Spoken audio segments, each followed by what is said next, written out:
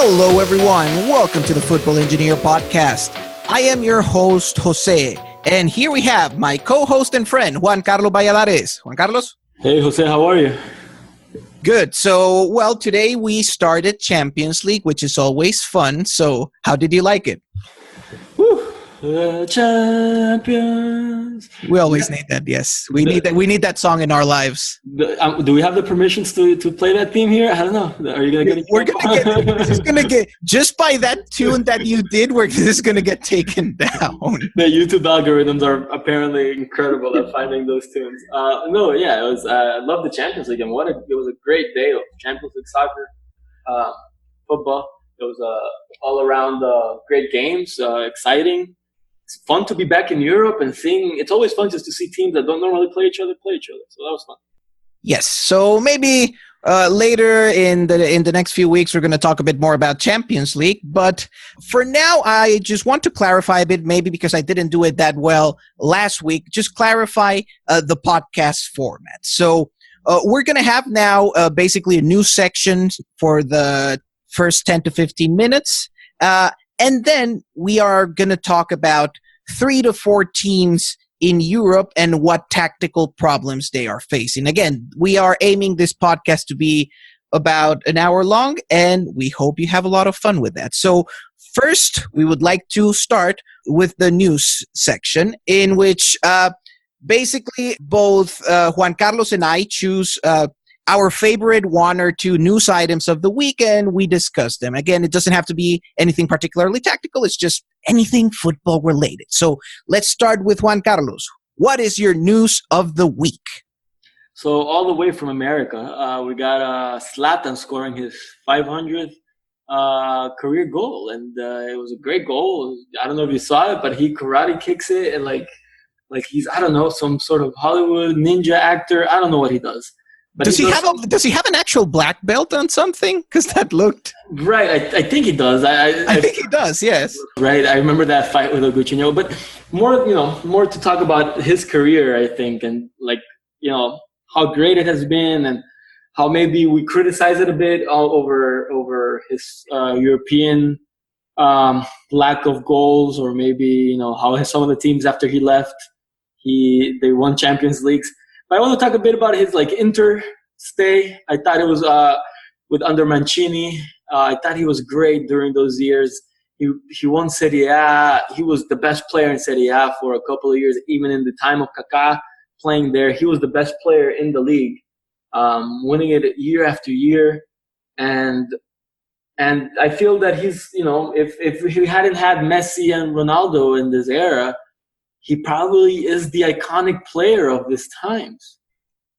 Yes, basically, it's true. We could always argue that he didn't do well enough in Europe, like in European competition. But in terms of being a league winner, I think it is fair to argue that Zlatan might have been the most consistent league winner in the last 10 to 15 years after Ronaldo and Messi.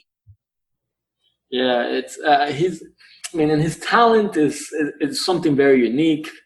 Being that tall and having that kind of technique and quality on the ball, it's very outstanding. I think also his international record, because Sweden did so well at the World Cup without him, and qualifying in the playoff that had Italy. We look maybe like, if Zlatan maybe didn't help his team as much. He was a player that needed the team to help him. Maybe so, but also players are flawed, right? And it's what makes it interesting. I think we got so accustomed to this era of Messi and Ronaldo, where a goal per game and scoring in the big moments. But before these players were so hyper competitive, we had players that only showed up in big moments 6-7 times a season, and that was good enough to win you a Ballon d'Or, And Zlatan would have probably been held at a higher regard in another moment, at another time. Yes, that's a very fun thing to think about. It's like, who would have been the Ballon d'Or without Messi and Ronaldo? That is quite the hypothetical exercise. So now I'd like to go into my news item. My news for the week. This is half news, half product placement. So I am now writing for a new website. Between the Post, it's actually a very exciting project that was founded by several Dutch football writers and analysts. Probably the one that people know the most is Elf tegen Elf. So it will be very exciting because these guys have managed to gather a really exciting group of writers, and I can't shut up about it. We're going to be writing basically tactical match reports week in, week out, and it's super useful, especially if you don't get to watch the matches, because you basically get a breakdown of the entire thing, and you can basically become an expert in that match in like 5 to 7 minutes. Honestly, I love it, and yeah, I really hope that the site will do well, and I'm really excited to start writing for them. So as always, thank you. So the only thing I can tell the listeners is follow them on Twitter, on Facebook, check out the website, and I really hope you like it. And the other news item that I wanted to talk about, something that we can discuss a bit more, is stadiums in Spain, which is always a fun one. It looks like Rayo Vallecano Stadium has been finally cleared for matches. And just to give the listeners some context, what we were talking about is just that Rayo Stadium was basically suspended for matches because a section of the stands in the stadium were shaking when the fans were celebrating the goals. So, of course, that's ridiculously dangerous. That goes against any stadium safety standards that they have in Spain. But and that's about it. It's it was pretty bad. The stadium got suspended, and now it's back. And now Rayo can play in their home ground. Yeah, it's exciting to have them. Right, it's a great stadium. Vallecas is legendary. It's very, there's a lot of spirit in it. It's the closest thing many people say to South American ambience in Spain.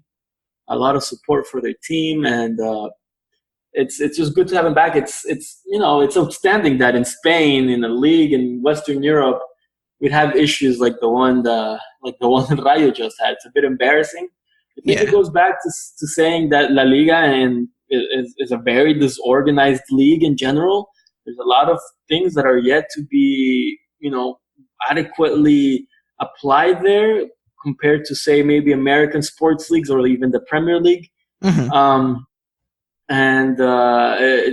La Liga has to grow, and I keep them, repeat it from a couple of podcasts, from the podcast where we talked about the game in Miami. It's like you have to fix your stuff at home first before you try to play games out in another country. It's sometimes Spain just has to get its act together.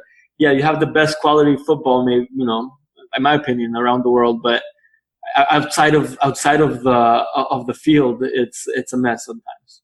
Yeah, and the other nice stadium I'd like to talk about, the new Anoeta, which is the stadium of Real Sociedad. It's great.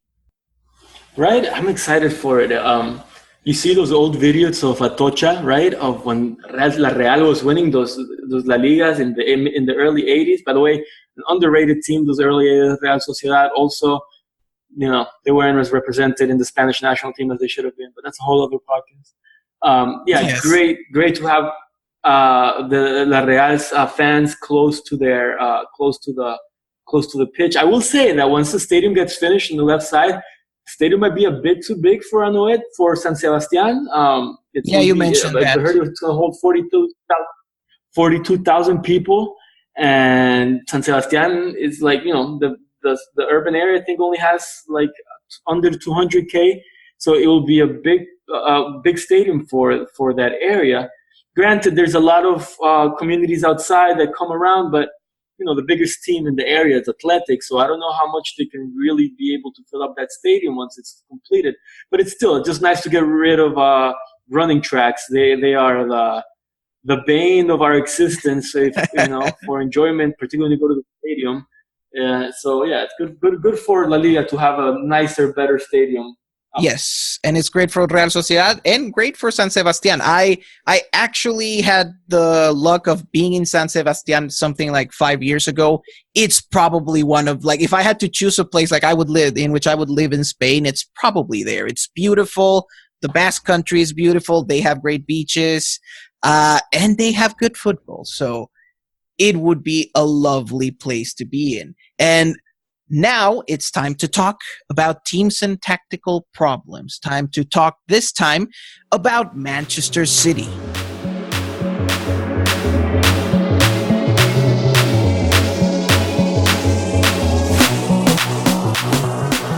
Okay, so time to travel to England and talk about, well, how Manchester City, as expected, is having a strong start to their league season. And one of the most positive news for them is how the French left back, Benjamin Mendy, is back with the team after suffering from what was essentially a season-long injury last season. So fortunately for City, Mendy is playing really well. He's ready to be upgraded from Manchester City's online community manager to their starting left back. Like, seriously, this man's Twitter game is as good as his football, and his football is really damn good. So, Juan Carlos, what do you think of Mendy's start to the season? Oh yeah, it's been excellent. He's been on form. Physically, he's looked great. He did miss this last weekend, and there's rumors that there could be a little bit of a knee issue. So we'll see what's going on. Hopefully, he can stay healthy because he provides another level for City's attack, right? Because he's very technically gifted, at least for a left back, and physically gifted. It's a very great combination to be technically and physically gifted. He allows City for someone to can push up. Obviously, when he plays wide, he can push up as far up as needed, deliver some great crosses. His crosses can be with pace and low, ready for one of the short strikers City has to just attack. But he's also physically fit to go back and defend, and he's good at pressuring and understanding when to pressure or when to pull back. It's very interesting the things Guardiola has done, as we'll talk, when he has been able to push inwards and play more of as an inside winger, almost like a central midfielder, an interior as we call it, and has pulled people towards him, allowing the Sterlings to have certain spaces to attack. It's all very good for what Mendy has done for the most part. Okay, great. So it's good that you mentioned most of the big points that we're going to talk about, because the first thing that I'd like to discuss is precisely that. Like you mentioned that in this beginning of the season, yes, we've had Mendy play two main roles. So especially in the case against Wolves and against Huddersfield Town, he was basically playing like very wide, basically just as a regular wing back / winger. But against Newcastle and Arsenal, he was basically playing as what we call these days now, like an inverted fullback, in which he just likes to tuck inside, and he is accompanied by a winger who is actually the guy who is like really out wide. This is what Pep and Mendy did against Newcastle and Arsenal. And as you said, especially against Arsenal, Mendy is basically played like an interior central midfielder. So how do you like Mendy better? Out wide or more in the center, more the inverted fullback? All right, I think it depends, right? Who City are going to play. If it's a team that's more willing to attack City, I think him sitting inside will be very helpful, right? It will change a bit of what the defenders will do. Will give a little bit more of a maneuvering space for the wingers. So, for example, Sterling will be able to attack one-on-one more likely a defender. It's a better proposition for a team where I feel for a team who willing to attack them. But I feel when a team plays a lower block and is less likely to attack City, I feel that him being out wide and delivering crosses and just pummeling a team because his crosses are so good. I really like them. Not because they're particularly well placed, but just they're delivered at such pace and at a certain height that are very tough to deal with for center backs, particularly teams that push back tend to have really tall center backs, those who play with low block. So when the ball comes at that like hip level for them, it's tough to really deal with them. And he can deliver those much better from when playing out wide, and it causes much more trouble, I think. So I feel it depends on the context of the game. Yes, and it also depends a lot on who his partner on the left wing is, which is the next thing I'd like to talk about. Because, for example, over the last few games, we've seen that he has a really good understanding with Sterling. Like, they are very complementary. And the example I'd like to make is actually the goal that Sterling scored against Arsenal. I love that one. Yeah. I love that one in particular because Mendy was starting more as an inverted fullback, almost as a center midfield, and then he makes this diagonal run out to the wide, like out wide. And it's interesting because he takes an Arsenal midfielder with them, and that opens up space in the middle that Sterling runs into, and he takes that in order to like score the really good goal that he did from outside the box. I really like when he has that kind of understanding to like both of them switching positions between like the wing and the center, and those kinds of interactions are very hard to defend against. Right, and you bet that Guardiola told them, at some point during the week, don't be afraid to push inside a little more once you're in that position, because it will. That's something that has been talked about. And particularly, you've seen the documentary. That's out there on Amazon. That's something that they've at least done a couple of times in practice, and it's incredible that at that point in the game, so early in the season, Mendy had that understanding, particularly with so much time he missed, and he's still getting acclimated to the team, really, at least playing wise in an actual game, and he's able to see that and get Sterling on the ball. And that's going to create problems for almost any team. Because if you don't make sure Mendy, particularly because he's such a physical specimen, is taken care of, a ball could also be delivered to him, and he could end up taking a strike. He's a good striker of the ball, so it poses problems for teams that most teams wouldn't pose. Yes, and I like that you mentioned that. Like, one of the things I like the most of Mendy's start to the season is that because of his injury and how little he played with City, it would have been perfectly feasible that he was going to have a slow start to the league. But no, like, he starts the league up and running, and it's working really well. And now, we talked about his interaction with Sterling, which looks really good, but I do wonder if he will be compatible with Leroy Sané. Now, the interesting thing is that they've barely played together. It's almost as if Guardiola himself thinks that they perhaps occupied two similar zones of the pitch. Well, I mean, I will always, I think, be of the idea of talented players can always kind of find a way to play together. Mm-hmm. Given enough time, right? Given enough time, players will figure it out. But granted, City is not a team that has much time, right? They have to win everything that comes against them. So who knows really if they'll have the time to figure it out? Because as you said, some of the zones they occupy are similar, particularly when Mendy sometimes tries to tuck in a little. That's Sané's attacking space. That's where Sané likes to dribble into. That's where Sané is going to want to, take his juke or, his dribble past the defender. He's going to be into that space that Sané literally, we just talked about a second ago, literally just took inside for Sterling's shot. It's the space Sané would have wanted to attack to.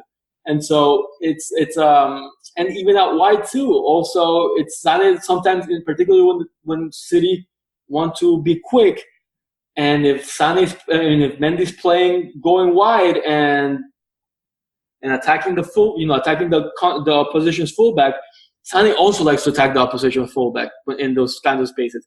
It's very weird. Sort of a bit of why I don't know if you remember in Barcelona season, but why Jordi Alba maybe wasn't as great for Barcelona when Neymar was there as when he hasn't been. Because, they just take up positions for players, and, the attacking player tends to be more talented. So you want that talented player to have that space for himself.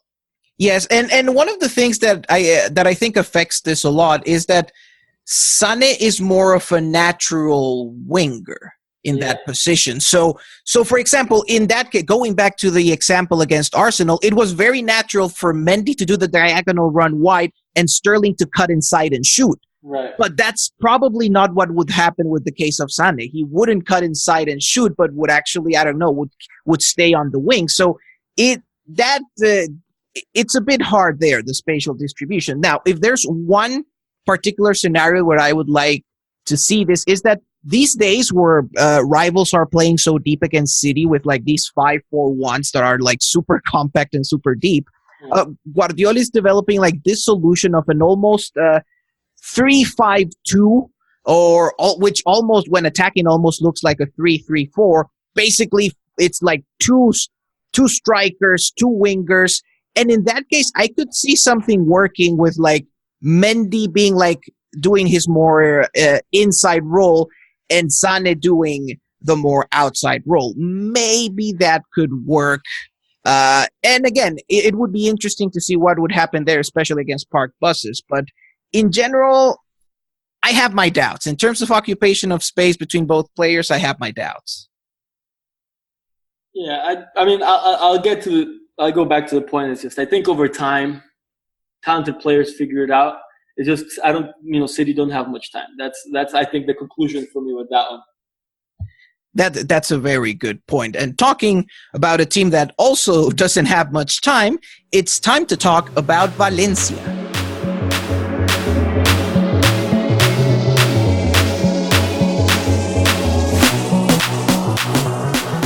All right, so now we travel to Spain, to La Liga, to talk about the tough start to the season that Valencia is going through. So Valencia has only obtained 3 points in the first 4 league matches, 3 points out of 12. So before we go into commenting this, I would just like to mention that Valencia has faced some tough opposition in this start to the season. I mean, in 3 out of 4 matches, let's see, they faced Atletico, they faced Betis, who are top 6 teams, and they faced Levante, who one of these days we're going to talk in this show. They are a very informed team. Out of the last 15 matches in La Liga, Levante has won 9 and drawn 3. So they've only lost 3 games out of the last 15. Doing very well, Levante. And again, having all of these tough opponents in the first 4 games has affected a bit Valencia's start to the season. So what do you think, Juan Carlos, about their start to the season? Yeah, the start of the season was tough. Salutes to the Comandante, by the way, at Levante, across the street from Mestalla. Yes. It's been a tough start. Obviously, Atleti is going to be tough. Away to Espanyol. I mean, maybe Valencia has a talent, but also I feel they also play some of the transfer market stuff a little late. Players like Diakabi and Piscini, which I'm sure we'll get to, I have to get it together. They're still trying to figure it out, and it's not at the easy start. It's also, they're already thinking of the Champions League a bit. Maybe that's also affecting things. It's tough for any team who hasn't been playing Champions League regularly to take the step up into Europe and then having to play, thinking of the games going 3 times a week. It's tough. It's not easy. And so maybe all of that is coming to effect. And Valencia have to get it together soon because, the Champions League started today. They play Juventus. And this is going to be a tough group. And they don't want to also get behind in La Liga either because it's going to take, it's going to take its toll on them having to rest players. And then all of a sudden, they don't want to be eliminated from the Champions League in December and also, in 12th place or something like that and having to make a comeback. Yes. And I think you made a great point there. Like one of my biggest worries about the current issues with Valencia is that Europe could make them worse. And it's like, you had the bad luck of like having tough opponents of the start. Then you go into Champions League, you lose matches there, and then everything like just goes downhill from there. So we'll see how they do in this regard. So the first thing I like to talk, the first big tactical point is that Valencia is sort of changing styles. Last season, they were a bit more of a proactive team, did a bit more pressing, a bit more of a possession game, a really good possession game that they had like with Guedes, with Rodrigo, with Parejo. And in these first few games, we've been seeing a change. Basically, a more counterattacking Valencia that likes to defend a bit deeper, and that has some really good players, really new signings for counterattack. They have Kevin Gameiro, they have Daniel Vaz, they have Cheryshev. So that's one of my that's a bit like one of my big worries, which is yes, it makes sense that Marcelino wants to go back to being a counter-attacking coach because that's more of his natural thing. But it also means that Valencia will have more issues controlling matches and more issues like whenever they have to do a positional attack. Yeah, it's because of the players that they signed, right? You makes you think there's a certain direction where things are going. You know, and Marcelino obviously has historically mostly been a reactive coach, and so is Valencia really going to be able to sustain that while at the same time keep the good things that they have? It's like, are they adding to the tool belt or replacing their tool belt? And in Europe, the counterattacking, particularly against the bigger teams, that's going to be very helpful. But when it comes to getting back in the Champions League for next season, it will leave your doubts whether Valencia can retain a Champions League spot by defending, particularly because they're missing goals, and if you're going to be a team that defends well, you have to be spot on in the boxes. And they're having issues with their scoring, and they're having issues with figuring out who their attackers are. And also, I feel that it's tough to keep a player like Dani Parejo happy when he has to get rid of the ball too quickly. And if he's not happy, he's a very moody player. True. And Valencia depend on him a lot. And if Valencia don't see the ball often, his form it's just not going to be what it could be or what it was last season, for example. And so those are my fears with them taking a step back this season. The Parejo point, I very much agree with that. And that's a great point. How becoming a more counter-attacking team can really affect the way Parejo plays, because he does need to touch the ball a lot. And talking about the defenders, so that's another issue I have. Yes, right now Valencia looks a bit shaky when defending. It doesn't help that Garay, who is basically the defensive pillar of the team right now, is injured. Diakabi, which is one of the new center-back signings, is adapting. He's a bit like Garay. He's a bit slow, but he's powerful in the air, strong center-back. I think there's potential, but he's still adapting. And then Gabriel Paulista is not having the best start to the season. I think I would be very interested to see what happens once Garay comes back. And, for example, Garay and Diakabi would be a bit of a slow center-back pairing, but it sounds like the kind of center-back pairing that Marcelino likes. Right, I agree. The Akabi and Garay will be a slow one. But as you said, if they're defending lower, you don't have to worry too much about pace, right? You have to worry more about positioning, which is something we know that I can do well. And I'm also worried a bit. I was worried, at least at the beginning. He had a good game against Betis with Piscini. I thought he didn't have the best starts, but he's adapting. He's a good right back. He does a little bit of everything. He's an all-rounder. He can go up and make good crosses. He can combine in the middle, and he's an adept defender. He's an average center back for a team like Valencia, but he should do the job. He's no Joao Cancelo going forward, for example. But it's a back line that still needs work, and I'm sure Marcelino will be making sure, will be drilling them, and because it's just, as you said, it's a pace issue, but it's also getting to know each other. A lot of the defensive movements are very much about having experience and time together. All the classic defensive lines that we can recite, they're all they built it up over time, and it's something that's going to take some time for Valencia to mesh. Absolutely. And now that we talked about defense, I'd like to talk about attack, discuss precisely like what is the best striker partnership for Valencia. But before going into that, I'd like to mention that, yes, one of the bigger issues with Valencia in this beginning of the season has been a bit of goal scoring. Betis and them are the worst underperformers in terms of expected goals. So right now, Valencia has 6 expected goals. They have only scored 2. And to be honest, like half of that expected goals underperformance is due to Gameiro. So it's interesting because I think Gameiro is almost thriving in terms of movements in this counter-attacking system, but the finishing is a bit off. Yeah, I mean, we know who Gameiro is, right? He's this striker who is able to get in behind and move around because he's quick and he's great with space, but he isn't the clinical finisher that you want your striker to be, right? And so it's going to be tough for Valencia to figure out exactly how they want to, get Rodrigo with someone who will score, will help him score goals and who will get himself goals. And Gameiro isn't particularly that.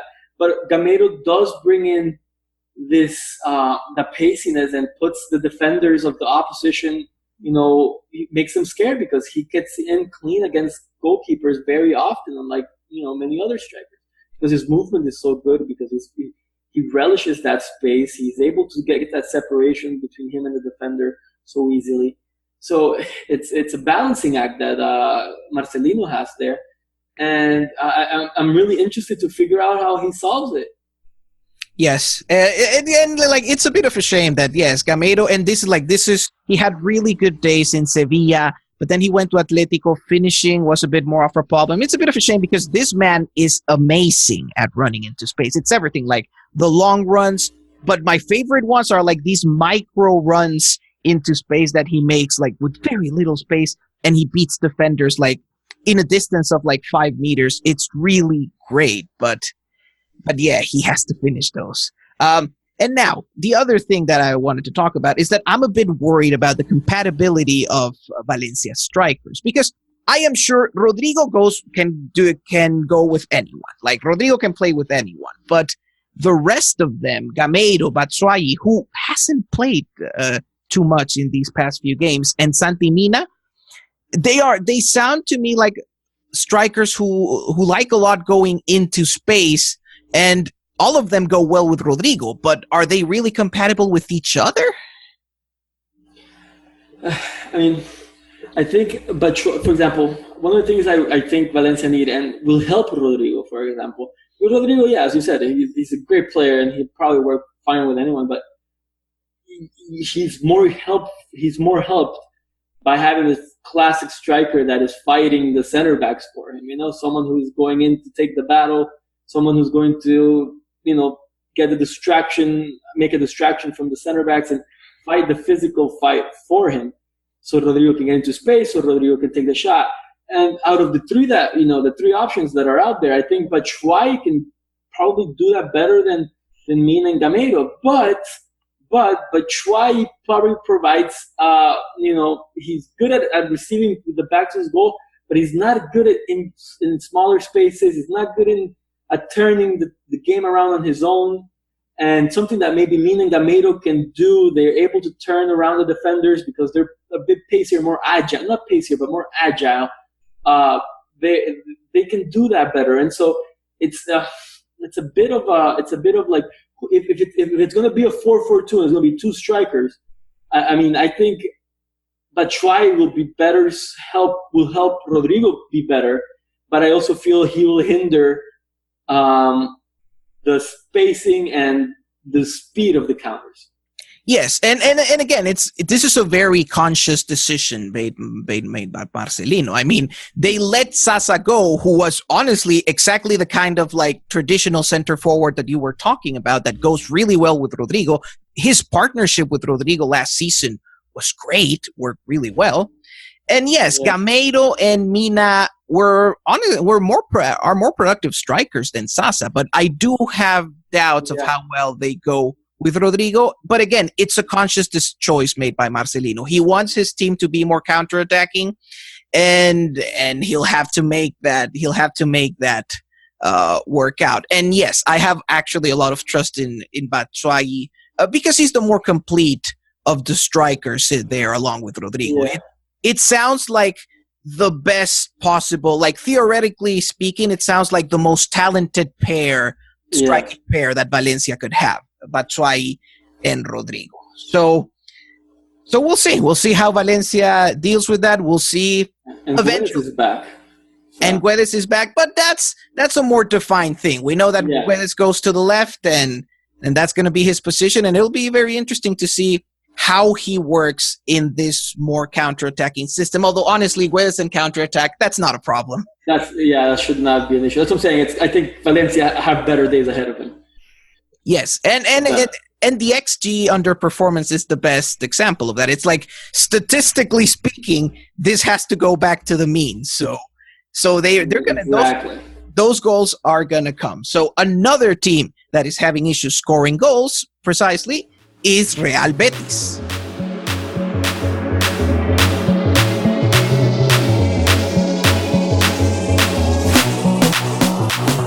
Okay, so we remain in La Liga to talk this time about Quique Setien's Betis, one of the more exciting teams in Spain and Europe. And just like Valencia, they made some really good reinforcements over the summer, but they are going through a tough start to the season too. They've only had 5 points out of 12, but just like Valencia, they had to face tough opponents. They have to face, Valencia.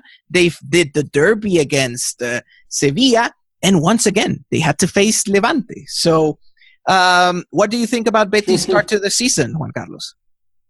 Well, it's a tough start, right? As we said, it's they're a team that is also thinking of Europe. For the first time in a while, they're in Europe, and so they have it in their mind. And similar to Valencia, right? Similar issue is just the depth and not getting behind early, because then you're having to push things. Confidence gets low. Same issues as we talked about with Valencia, but also because the way Betis play, the confidence on the play, I feel when it's so attacking and when it's so much about being good on the ball, and the confidence can go down pretty quickly, and you don't want that to happen. The derby should have probably did magics for the confidence. Winning that was a big moment. Obviously, we know how important that derby is in Seville, but going forward, it's going to be interesting how they deal with. I think they play Olympiacos in the Europa League. That's a tough outing. That one's in Greece? Because if it's in Greece, that's going to be fun. Yeah, that's going to be a tough outing in Greece. So we'll see how they deal with that. And then they have to play Athletic Bilbao right after. Oof. So it's a tough week for Betis. Valencia, Olympiacos, and Athletic all in a week, and it's about confidence for Setien because of the way they play. It's about trusting in having the ball, trusting in that pressure, trusting that the effort is worth it. And if the results don't come, it's hard to trust. Yes, one of the things I'm scared about is that Betis could go into one of those in which we're playing really well right now, but we're not scoring the goals. And then, yes, as you said, everything comes down and the team starts playing badly, quite simply because the goals are the confidence. So in the end, we'll see what happens in that regard. But one of the things I'd like to talk about is just how well Betis is playing right now, because one of the interesting things is that defensively, things are going great. So Betis in the last 4 matches, they have 3 clean sheets. Their possession and counter-press system is working beautifully. And I'm going to try to explain that with some numbers. So a statistic that is becoming increasingly popular to describe the quality of a team's pressing and counter-pressing is what we call passes per defensive action, which is essentially, on average, how many passes do you allow your opponent to have before you make a defensive action like a tackle or an interception. In this case, the less passes you allow, the better, because it means that you are being better at disrupting your opponent and not letting them rack up a lot of passes. Now, in the case of Betis, they actually allow only 5 passes per defensive action, which is the best in the league. That means that Betis is the best team in the league at disrupting opponents and preventing them from passing. And that's not the only number that works well for Betis. They are also the best team in the league at preventing opponents from getting within 20 yards of their goal. And at the same time, that's a defensive stat, and at the same time, Betis are also the third best team in the league at getting to the final 20 meters. So as you can see, many numbers are going well for Betis. What is not going well is they're finishing in the final third. Yeah, I mean, I have to say, I think that back three are having the most impressive start I could have thought of. It's great how, I mean, we talk about the confidence, but their confidence right now is okay because they're pushing so high up and recovering almost every ball. And when they do get beaten behind, they get back so quickly. I mean, Mendy, Bartra, Fedal, they're all having incredible starts, I think. And I think they deserve much of the credit because they're not letting much space between them and the midfield line. And that's suffocating in teams so much. And they're able to move from one side to the other so well. So, you know, either Mendy pushes a little bit, you know, if the ball's on Mendy's side of the field, Mendy pushes up a little more, Bartra covers a little more space, and Sydney scoots over. And, you know, it's just so very well done from Betis right now. Yes, against Sevilla in particular, it was an amazing performance from Bartra, like just correcting those kinds of things and preventing counters.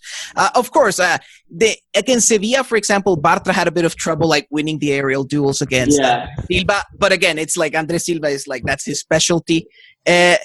But for this system, Bartra is so ideal. It's just, he's a great ball-playing center back, and he has the speed to correct situations and prevent counterattacks. It's really one of the best signings in the league in the last few years. It's the quality of the player and how compatible he is with the system. Yeah, that's, you know, it should be a lesson to a lot of scouts, I guess, out there, is just finding a player whose skills to what he's good at also fit your system and what you're trying to do, and not just try to fit talent anywhere just because he's talented, but trying to fit what that player does into you. It's important, and it's such a great signing from the Betis front office. It's kudos to them because he's turning out to be into one of the center backs of the league, and I mean should be getting a call up, in my opinion, to the Spanish national team. Yes, that's one of my big disappointments with Luis Enrique's list for this past international break. I expected Bartra to be there. I wanted Bartra to be there. I don't want to be wrong, but Bartra left Barcelona when Luis Enrique was there, didn't he? I don't remember. I mean, 2014 was... I think so. Don't quote me on this, but I think... Because when did he leave for Dortmund? Was it 2014 or 2015? I think it was 2015. I want to say so, but again, I'm not confident on it right now. But the idea is that I think because Lucho always thinks of this very transition teams, and I feel like he doesn't trust Bartra in those transitions because, you know, Bartra is good at that positioning, because, you know, that's what you get taught in La Masia as a center back. It's positioning. And, you know, running is just last resort, you know? And, you know, Luis Enrique likes his teams to run, and it's not Bartra's thing. Yeah, it's interesting because, like, he's fast and he's good at correcting. By the way, like, sometimes Bartra is maligned because of that Bale goal, but he's actually pretty fast. Yeah, now, 2016, by the way. The thing is that...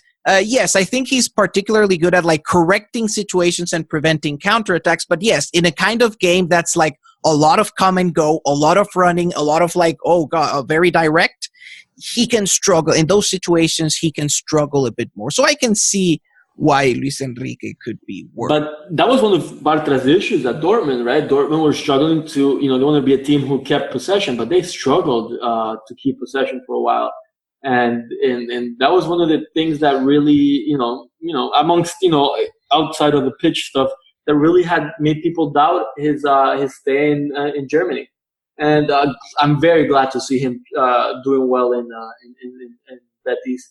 Setien is just as you said, it's just such a match made transfer. Good for Betis on that. Yes, and the final thing I like to talk about with respect to Betis is that just like Valencia, they are the other big underperformer in terms of expected goals. So Betis has 5 expected goals and they have only scored 1. So this is just a more traditional problem of just strikers aren't scoring. Hopefully one would expect that this is the kind of problem that should be solved by, strikers scoring goals and then the confidence comes back. But this leads to a fun question. So which striker do you like better for Betis? Sergio León, Sanabria, or Loren? It's a tough situation, right? I like Sanabria a lot because he's closer to the classic striker, and he bodies defenders, and I feel because of something that I think we might get to with off the ball movement. I think Sanabria, because he's big and he can fight in the air, the off the ball movement might not matter so much because you could just throw it up sometimes to him, but also that becomes more random and it's less about controlling the game at that point. For Betis with Sanabria, while a player like Sergio León or Loren, they're players that move more, that are expect the ball on the ground, that maybe even combine a little better, not a little, probably much better than Sanabria will, and so it's a tough situation. Sergio León, I would probably go for him just simply because of the experience. Because he's been there, because he's likely to recover his, recover the abilities. But he's the player seeing the less time right now. It's been Loren, so we'll see if Leon gets the confidence. There's probably some stuff we don't see in training that obviously Quique sees that we don't, and Loren is being picked. I'm sure Loren has just crashed the party in La Liga. He came out of nowhere, and all of a sudden, he's starting for one of the most popular teams in the league. Confidence might be a little low because of that, because all of a sudden you were in this high of being the new kid on the block, and now you're just struggling. The strikers really need that confidence thing in front of goal, just being able to hit it correctly, just not doubting yourself, taking that extra second, and then the keeper is on you very quickly. So I'm having a tough time deciding. As you can see, I can imagine Quique. So I'll go with Loren because he's, Quique sees that, he's giving him the time. I'll trust in Quique. Yes, I think you covered the main points really well. And yes, I regard Loren, theoretically, he would be my starting striker quite simply because he's like the more complete one out of the 3.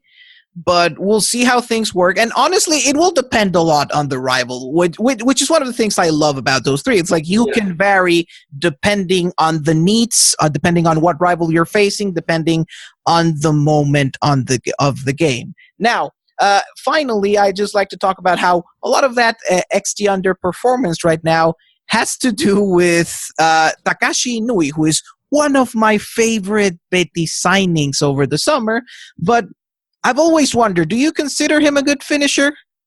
No, he's not. But it's he's a player that likes to have the ball at his feet, and he has moments. Would you say someone like Iniesta is a good finisher? Probably not, but doesn't mean he can't score goals or he can't have a good finish. It's just sometimes you hope a player can drift in, and obviously into the play, into the combination, the positional play. He's getting into the role very easily in Betis. He's doing it fine, but it's in the box that sometimes that's where you win games, and he's gonna lose confidence from the manager in him if he's not finishing those things off. I think he just needs to take things a little bit quicker off his feet, at least when he's in the box. He likes to meddle on the ball because he is good on it, because he's able to take a dribble, he's able to take an extra touch. And so he just has to maybe get his foot through it, the old classic English saying, just get your foot through it and let it go in. And yes, he'll do better. Those are really great points on Inui's finishing. And I have a particular theory on him. And you already mentioned, and I think you made a good point, especially with the Iniesta comparison. I think Inui is the kind of player who actually overperforms at scoring like the hard chances. Like, for example, he has perfected like that cut inside from the left and then shoot outside like from the box. he has perfected that shot really well. It's the one that we saw in the World Cup. But yes, I think he underperforms in the easy chances, or at least the easy looking chances, the ones in which like, oh, he got a great pass, he ran into space, got a great pass, now he's just one-on-one with the keeper. He actually seems to struggle more with those ones. And yes, and I think what you say has a lot of sense of like, yeah, in those situations, he has to let it go a bit more quickly. Yeah, and with Takashi, we saw Takashi. We've seen him the last season, how good he was at Eibar, and we see him this season. It's just he has to finish in the box. It's about that quick decision. Sometimes it has to be instinctual. He's a very thoughtful player, Takashi. He's very, he understands a lot of things, and sometimes finishing is very just instinctive, and so he lacks that, right? He lacks that, like that, just do it without thinking it, because he is such a thoughtful player, and it's what's brought him to where he is. It's very counterintuitive to him. And it's pretty great that we had this long conversation of finishing, because right now the next team, and especially the next player we're going to talk about, is honestly one of the greatest players of all time in this regard. We are going to talk about Juventus and Cristiano Ronaldo.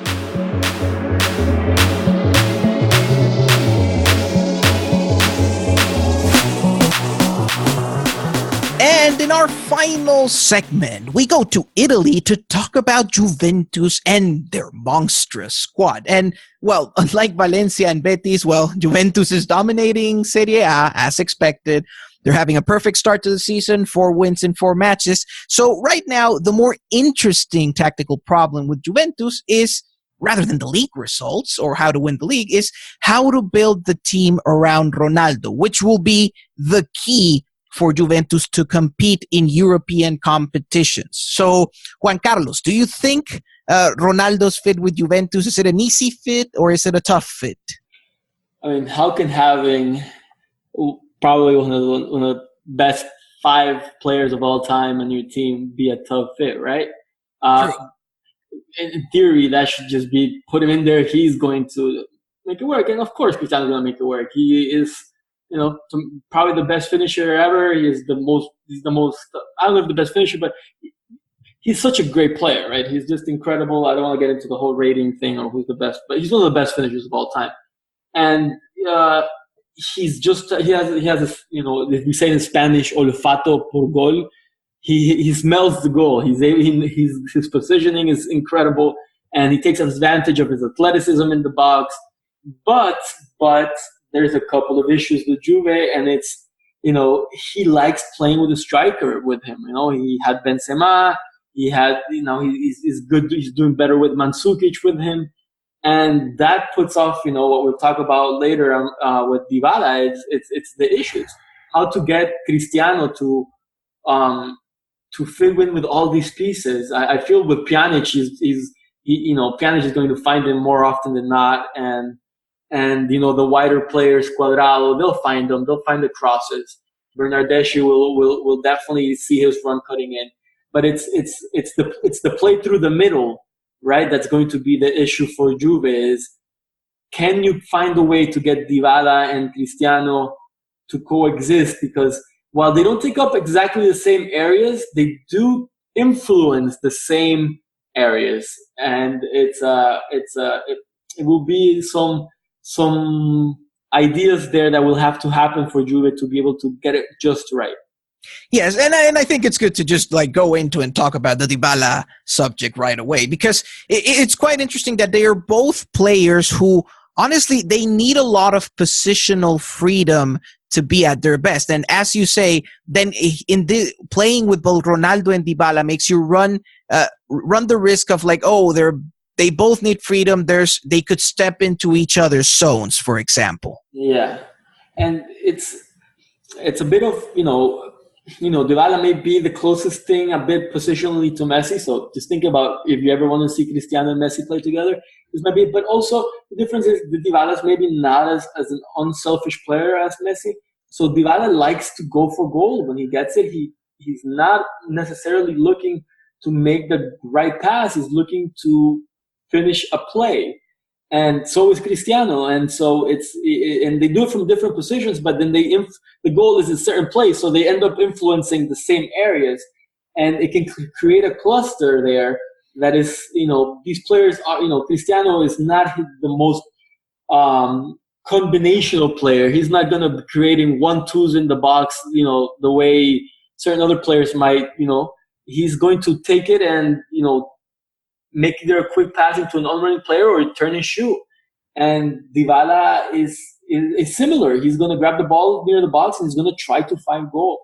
And I think those two issues, that issue is a tough one for them to figure out, is just getting a little bit of, of them to understand when is the right moment to shoot for each other and when's the right moment to pass. And it will come with time. As I said earlier in the podcast, talented players figure it out over time. And Juve have plenty of time because Serie A is seemingly looking like a cakewalk for them. And not a cakewalk in the games themselves. The scores have been close, but in the sense that they'll create enough of a cushion over time. They're already doing it. Thank you, Inter and Napoli and Roma. Yeah, that's one of the things I was going to say. Like, the other problem is that the projects competing against Juventus don't look too stable. Yeah, and so it's we won't really get to see if this works or not until probably the knockout stage of the Champions League.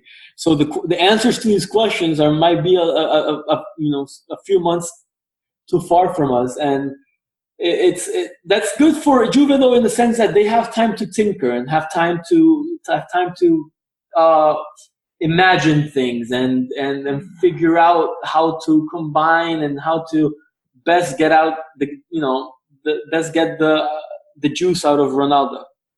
Yes, and the other thing that worries me, I think you are very much right in the entire, great players find a way to play with each other. But right now, of course, on paper, there should be a way to make them work. But I'm worried right now about Dybala mentally, because he seems to be a very particular player in this regard. We already saw all the problems with Argentina and getting him to play with Messi. And we're starting to see some issues in Juventus too, as in it might be hard to get the best performance out of Dybala when he doesn't feel like he's the star of the team.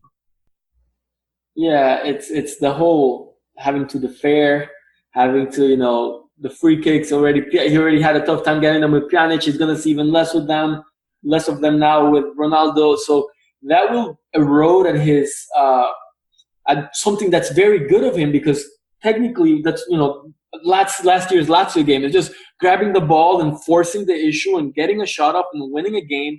That's what he does. He's a decisive player. He's not necessarily a game influencer the way maybe we have the idea of him. Some of us, like in that regard, being similar to Messi. He's not that player. He's a player who likes to finish off plays, and he likes to be very decisive instead of influential. And it's the same with Cristiano. And when he isn't the decisive player, is he willingly going to try to be more of the influential player, which he has the ability to be?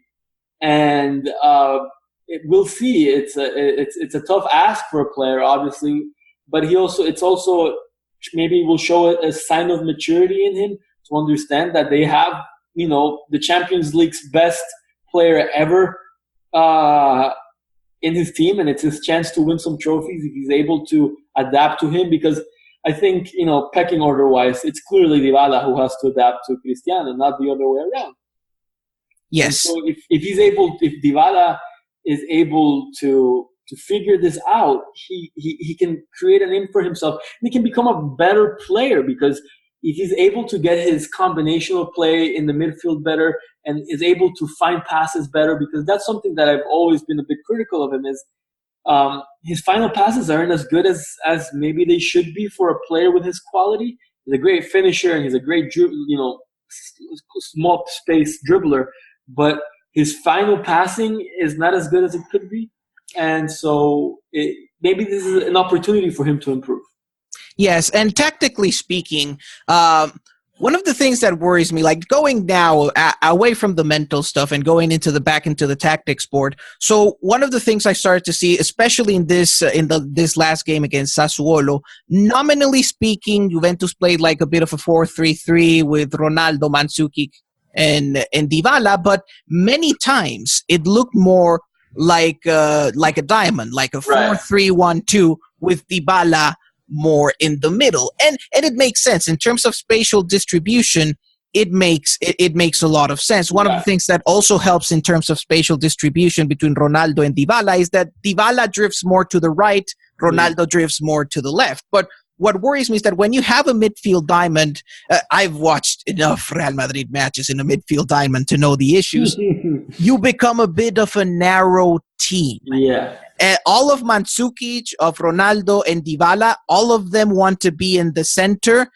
That's a problem for attacking, yes, but it's also a problem with defense because it forces especially the center midfielders to cover a lot of space, which is one of the reasons I think against Sassuolo, it made a lot of sense that instead of going with Pjanic, Allegri decided to go out with a midfield of Emre Can, of Khedira, and Matuidi, who are the midfielders who cover the most space. So he could run into, and even then, I thought Sassuolo was pretty good at attacking Juventus on the wings. So I am seeing there already a problem that could be exploited later, for example, in Champions League. That with Dybala and Ronaldo and Mandzukic, Juventus is a bit narrow, both for attack and defense.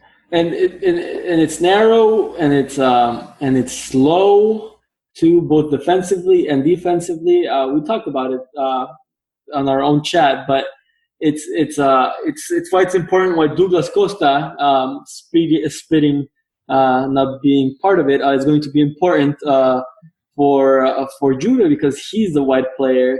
While he does cut inside, he goes at the fullbacks, and he can have, if he can be convinced to track back, there's a very important possibility. There's a big possibility, I think, of Douglas Costa starting over Dybala if Douglas Costa is able to provide some more defensive cover, because in the end, Pjanic is going to have to play if Juve wants to win the Champions League. But as you said, the defensive cover is going to be immense for the other two midfielders if there's no one out wide helping, and Douglas Costa provides a lot of that help, simply because he just stays wide and he finds that space.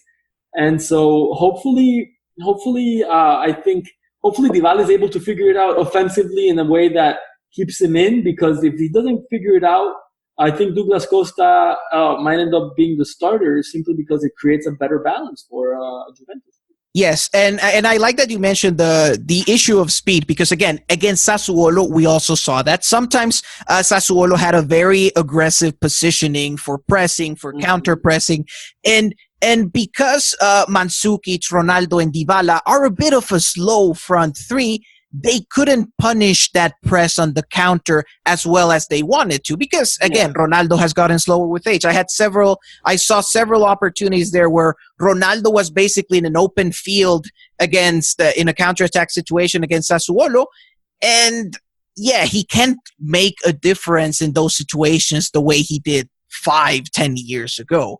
And Dybala, out of the elite attackers, and despite the fact that he's really young, he's a pretty slow player. So it's really a slow front three. Costa made a big difference in the second half against Sassuolo, precisely because of that. He was much better at punishing Sassuolo's higher defensive line.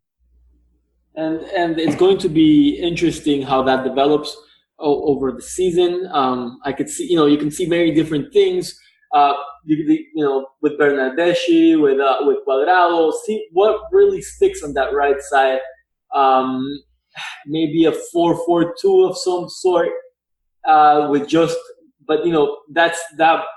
pushes the issue on Dybala, and obviously he's a great talent. Juventus, if Dybala isn't starting, they're going to have to sell him, and that's not something that's going to be going down easily. But a 4-4-2 could very well be the response for for Juventus, and because that's where Cristiano is going to be the most comfortable, and maybe that's where they're going to have the best defensive cover for the lack of punishment for against the high pressings of they're going to receive in the Champions League. Yes, and just to finish this segment, one thing that could help, just like it happened with Real Madrid's midfield diamond, one thing that could help Juventus's 4-3-1-2 a lot is just doing a good game on the ball. And to be honest, Juventus has all the tools to do that. Bonucci, Cancelo, Pjanic, Dybala.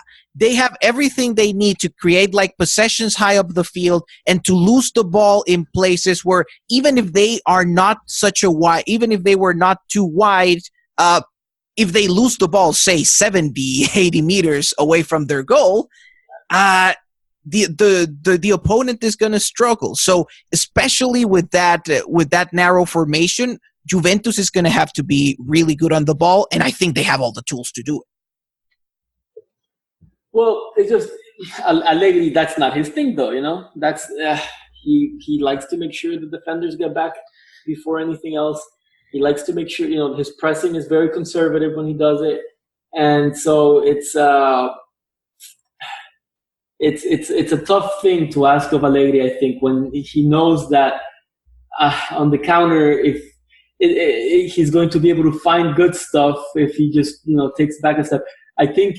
Obviously, they do have the tools, but I just don't see it as Allegri's MO, and I don't think it's going to happen. I want it to because it's more fun for us too.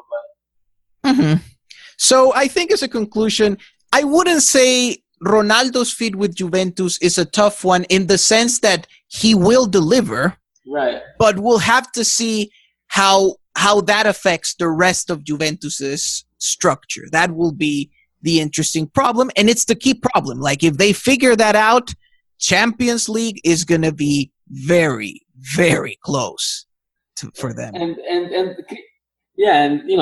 they've been close already, and they have immense quality already. And adding a player like Ronaldo, should only be good. And but it's figuring it out, and thankfully for them, they have a lot of season to do it. And I want to say Roma, Milan, Inter, Napoli, get it together, please. Someone challenge Juventus, please. Yes, because that's going to make this a lot more fun. So we've had a lot of fun chatting about football. It's been great. We've covered a lot, actually. And as always, it's been a pleasure talking about football with you, Juan Carlos. Thank you, Jose. Have a great night.